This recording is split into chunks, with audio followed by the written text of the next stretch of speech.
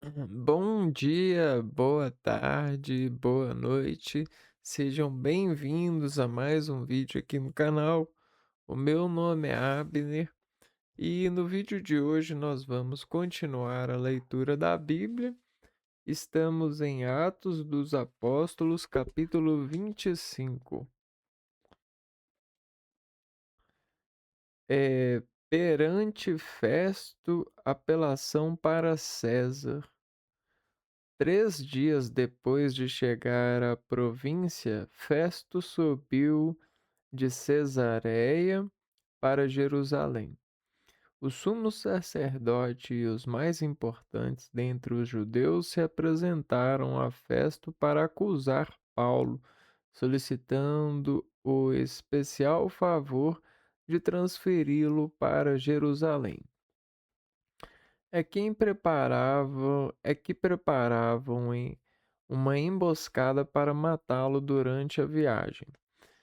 Festo respondeu que o lugar da prisão de Paulo era Cesareia e que ele mesmo partiria muito em breve para lá.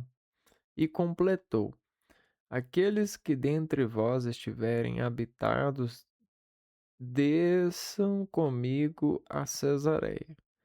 E se houver algo a incriminar nesse homem, apresentem acusação contra ele. Festo ficou com eles não mais de 8 ou 10 dias. Depois desceu para Cesareia no dia seguinte. Sentou-se no tribunal e mandou trazer Paulo. Quando este se apresentou, os judeus que vieram de Jerusalém o rodearam, apresentando muitas e graves acusações, que, no entanto, não conseguiam comprovar. Paulo se defendeu dizendo: eu não fiz nada contra a lei dos judeus, nem contra o templo, nem contra César. Querendo agradar aos judeus, Festo disse a Paulo: queres subir a Jerusalém para ser julgado lá, em minha presença, a respeito dessas coisas? Paulo respondeu: estou diante do tribunal de César, e é aqui que devo ser julgado. Não pratiquei nenhum crime contra os judeus, como reconheces perfeitamente. Se cometi uma injustiça ou alguma coisa que mereça a morte, não recuso morrer. Mas se não há nada daquilo que me acusam, ninguém pode entregar-me a eles. Apelo a César. Então Festo conferenciou com o seu conselho e disse: a César apelaste, a César irás. Perante Herodes, Agripa II e Berenice. Alguns dias depois, o rei Agripa e Berenice desceram para Cesareia e foram cumprimentar Festo. Como ficassem alguns dias aí, Festo expôs ao rei o caso de Paulo, dizendo: está aqui um homem que Félix deixou como prisioneiro.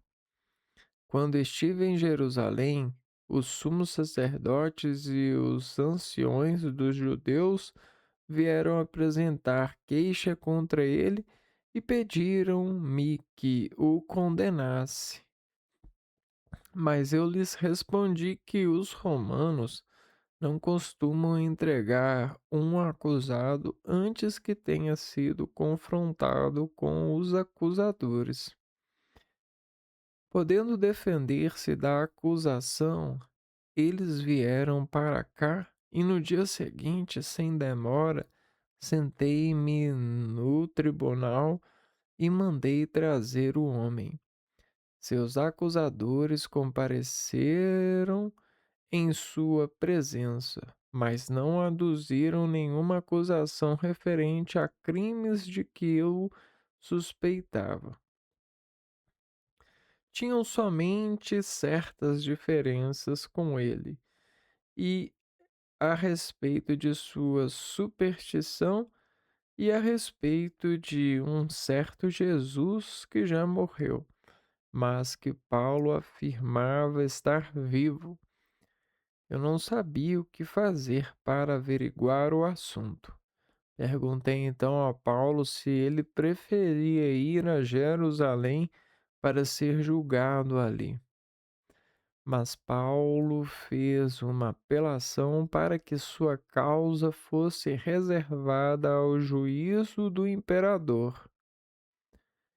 Então ordenei que ficasse preso até que eu pudesse enviá-lo a César.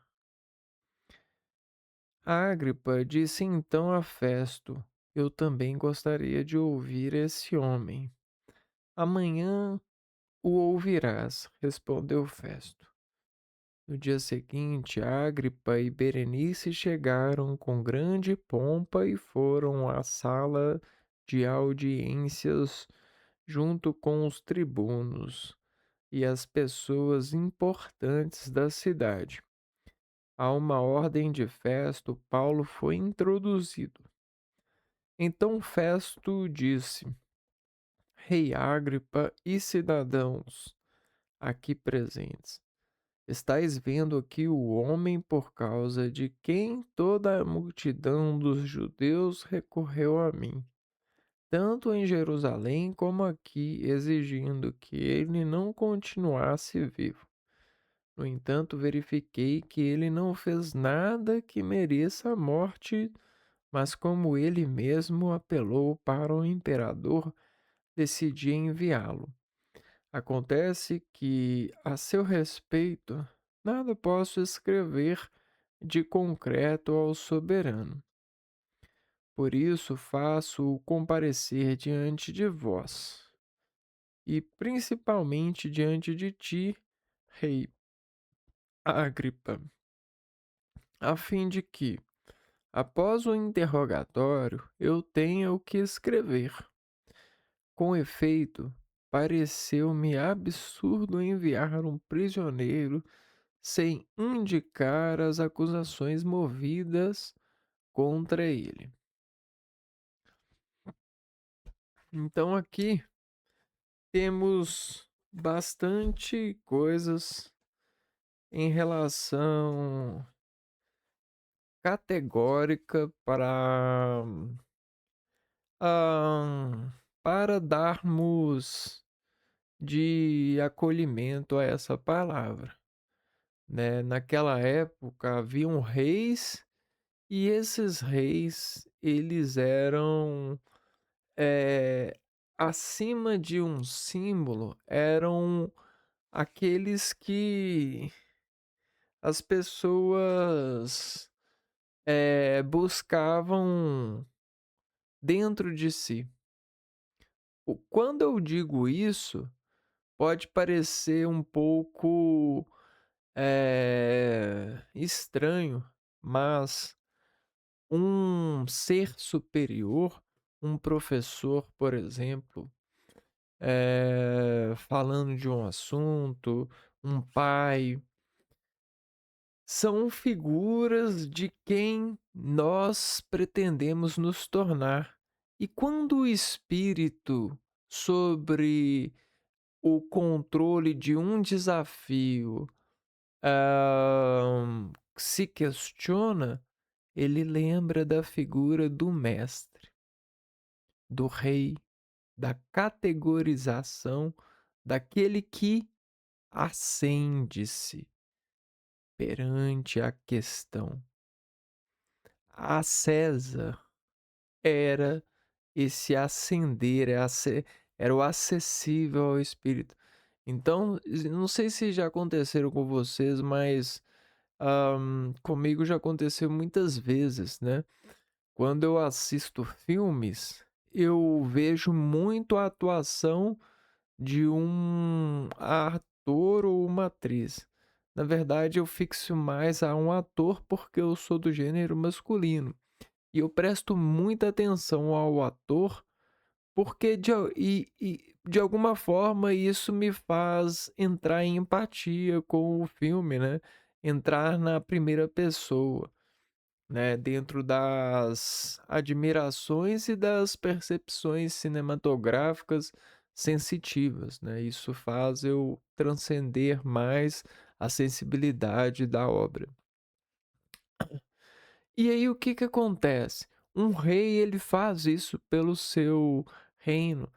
E diante da questão em que Paulo estava, ele estava sendo questionado por muitos, pela sua fé, por Jesus, ele estava sendo questionado. E era para ele estar, né, buscando a quem? A figura de uma resposta. Então, quem responde à cena do filme não é o ator. Quem responde sobre você, em você, sobre uma dúvida é quem, né? Então, às vezes, você se destoa de si para tentar promover-se a partir de uma corte, de uma confecção. E existe essa contração que destoa em cognições, né. A gente tem esse toque, né, muitas vezes a gente se pega repetindo o pai ou na semelhança do pai. Então existe muito a se falar sobre isso, né, a semelhança do pai, a semelhança de Jesus. Estar no Espírito Santo, ou seja, estar eh, em neutralidade, né, sobre ou estar em respostas convictas, né. O espírito já estar no caminho correto, estar na santidade. Então existe isso. E é exatamente disso que esse texto fala. Esse texto fala sobre Paulo indo a César. Ele responde a César porque, de alguma forma, ele precisa de, né, doar esse acordo, de questões, uma vez que ele precisava de uma resposta, né. E até mesmo Jesus, ou o anjo, né, de Deus, lhe mandou para lá, né. Ele falou que ele precisaria de estar em César para salvar a todos. Então vamos pegar alguns elementos da natureza, alguns objetos, como uma vela. A vela, ela tem uma ação. A ação da vela se dá pela potência que a vela tem. E a potência da vela é sair da do modo apagado para o modo aceso. A vela, ela consegue ter 2 aparências, apagadas e acesa. Só que para ela acender, precisa de ter um evento, né, um evento de acender a vela, não é?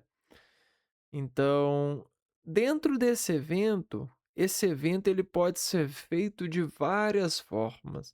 A gente pode levar a vela em ascendência de várias formas.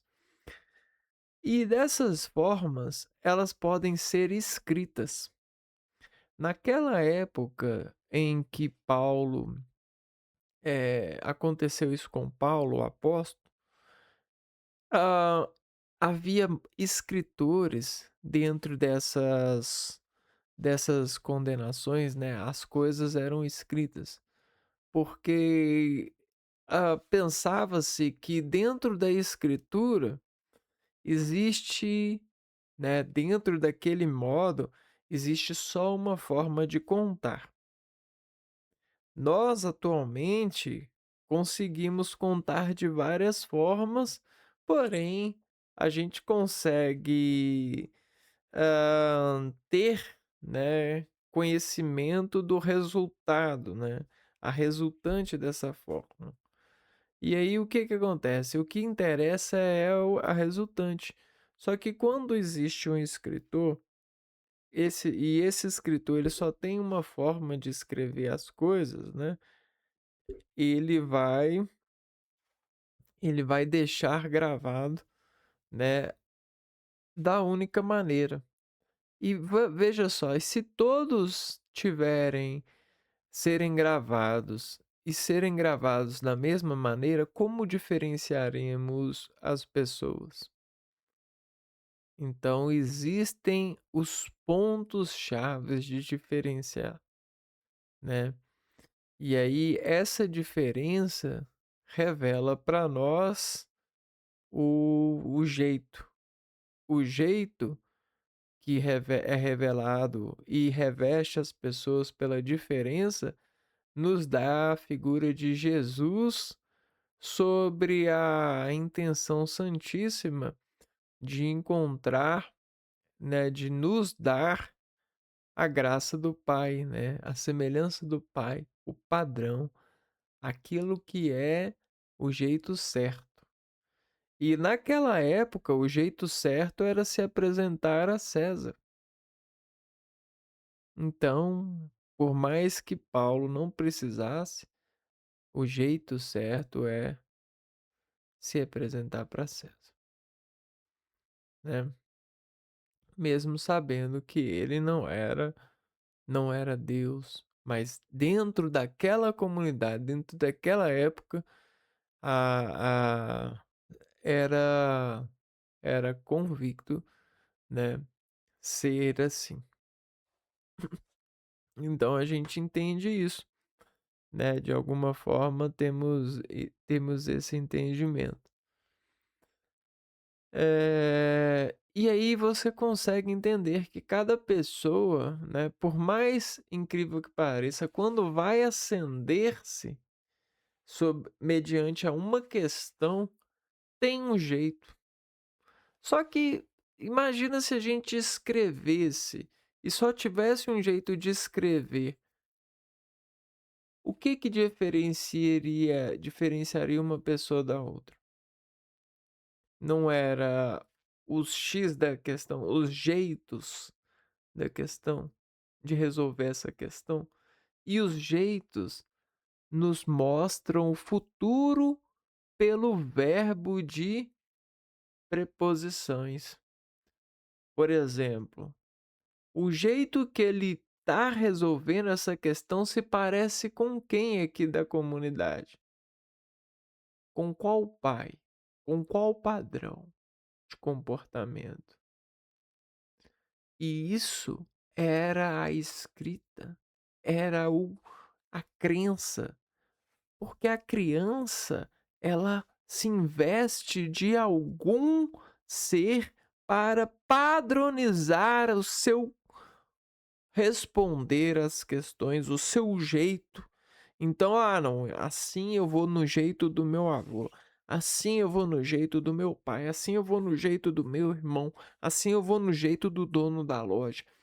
E assim a gente vai formando uma massa de jeitos, o qual nos revelará em nome do Pai, do Filho e do Espírito Santo sobre a comunidade, sobre o renascimento. Em- E essa massa deve caber na identidade a qual a gente é assemelhado, no qual é dado a nossa honra de receber e guardar todos esses jeitos que nos deram crenças, de crença para respostas. E isso é o que Paulo nos mostrou, né? Isso é uma revelação, é o ato dos apóstolos, é a criança e o jeito de crer e crescer na vida, né? Adquirir da vida, certo? Então, a gente é de crer na vida, mas volto a dizer uma coisa aqui. A vida, ela tem a de querer do e como a gente é egoísta, porque muitos adquiriram de nós, mas não nos deram nada em troca. Nada representa para nós aquilo que seria cumplicidade, seria o complemento para existir, de modo a nos ser vistos como iguais, como seres de bem, como seres condicionados, condições. Então, as pessoas não confessam nem a própria a própria causa que fizeram em nós. Se nós, não conseguimos, eles não confessam que foi por causa deles. E aí estamos sofrendo, porque as pessoas não dividem sem receberem para dividir. Você tá entendendo? Eh, a gente temos essa falha humana, né. Somos o causador e a gente não quer, curar, não quer admitir. A gente faz um monte de jeitos novos para, eh, fa ca para ficar no oculto, né, para que ninguém saiba ou saiba menos possível, né. Então, eu acho isso incorreto. Eu acho que existe uma maneira de lidar com isso, pela honra e pela glória de ser filho do Deus, de ser presente e de revelar-nos uns para os outros nessa crença.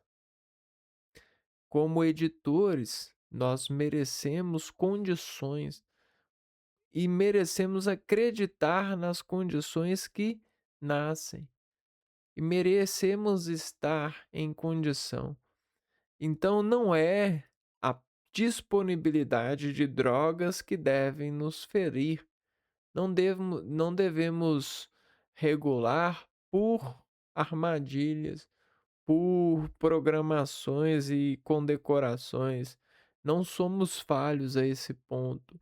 Se chegamos a esse ponto é porque nos condicionaram a isso. Mas as pessoas, elas não querem querem se revelar como condicionantes. Eles não querem dizer que falham. Somente para o padre, na hora da morte, eles vão confessar. E olhe lá, hein? Porque na hora da morte vai deixar os seus bens. E aí os bens vão pagar os maus. É assim que está descrito. É isso que é a esperança? Não, não deveria. Você pode viver melhor do que vive. Pode acreditar em si. Deus te fez perfeito. Nós temos condições para fazermos direito, para não sermos esses condicionantes, esses agentes condicionantes. Podemos ser melhores uns para os outros. Podemos amar verdadeiramente a tal ponto de não crucificar um ao outro, o condenando, o extirpando, o diminuindo. como fazem, subestimando a autoridade divina que nos fez nascer, que nos colocou no mundo, que nos criou. E eu falo isso na relação de produto, não falo disso do qual a gente produz, mas do produto que a gente é, porque não é do produto que a gente produz, mas daquilo que a gente é. E somos um produto de Deus. Não é que eu produzo algo de Deus, mas que eu sou um produto de Deus. É Deus que age em mim. Só que quando os irmãos, se unem para, eh, para modular e contrastar e defender, né, a, a diferença entre nós, os jeitos que Jesus nos doou, né, em acessibilidade ao Pai na salvação, vão continuar sem encontrar-nos dentro da porta do jeito certo, né. A gente ainda aí vai continuar desajeitando o jeito, ao invés de aceitar o jeito, né, que é o jeito que a gente quer, mas a gente tem medo de admitir. A gente quer o bem do outro, mas a gente tem medo de admitir porque a gente tem medo de ficar sem. Quando a gente dá o bem pro outro, a gente pensa que a gente vai ficar com menos bem, e não é assim. O bem, ele é o outro bem, porque aí vai ter bem de verdade, a paz vai ser verdadeira, a conquista vai ser maior, né? A garantia vai ser certa, a palavra vai ser precisa. E não vai ter que ter discussão, não vai ter que ter justiça. A justiça vai ser feita quando a gente entender que que somos, né, cúmplices da vida, somos iguais, dividimos o bem. A gente não faz bem nenhum, a gente recebe e divide. Você não faz nada, você recebe e divide. Quando você acredita que faz alguma coisa, o pecado entra em você e você começa a achar que deve domestificar, porque é isso que você faz. Você é um domestificador, você é um regulador. Esse é seu papel. Você faz alguma coisa. Não, esse não é o seu papel. Você não faz nada. Você recebe e divide. Você não recebe e fica com você para tomar conta. Isso não é o seu papel. Isso é o mal que te desorganiza, tentando achar na curiosidade, na organização, na cumplicidade, na argumentação de que é superior e vence o seu jeito. Só que o seu jeito não foi para no mundo para vencer. O seu jeito veio no mundo para doar, para estar no jeito conosco, que recebemos o jeito. Somos crianças que somos levados a crer na vontade do Pai. E se você entende isso, crer na vontade da mãe, do pai, o pai faz a vontade da mãe, o pai de verdade. Você recebe, você dá, você se conecta, você está em tudo, graças a Deus. Você emana, se conecta com tudo, a paz está com você. Agora, se você não faz isso, eu sinto muito, mas você atrapalha todo tudo aquilo que nós lutamos, que o corpo nasceu para estar. Você atrapalha o corpo a viver. Você é uma doença autoimune. Autoimune não. É doença, acho que é isso, autoimune.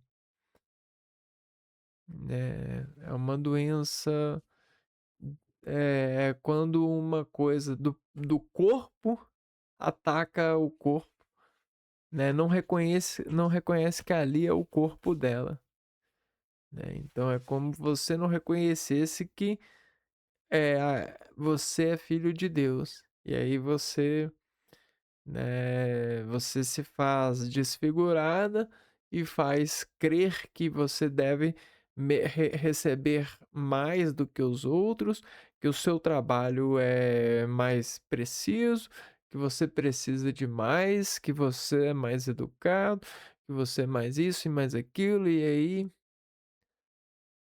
é luta, luta atrás de luta, porque você morreu para a sua corte, para César.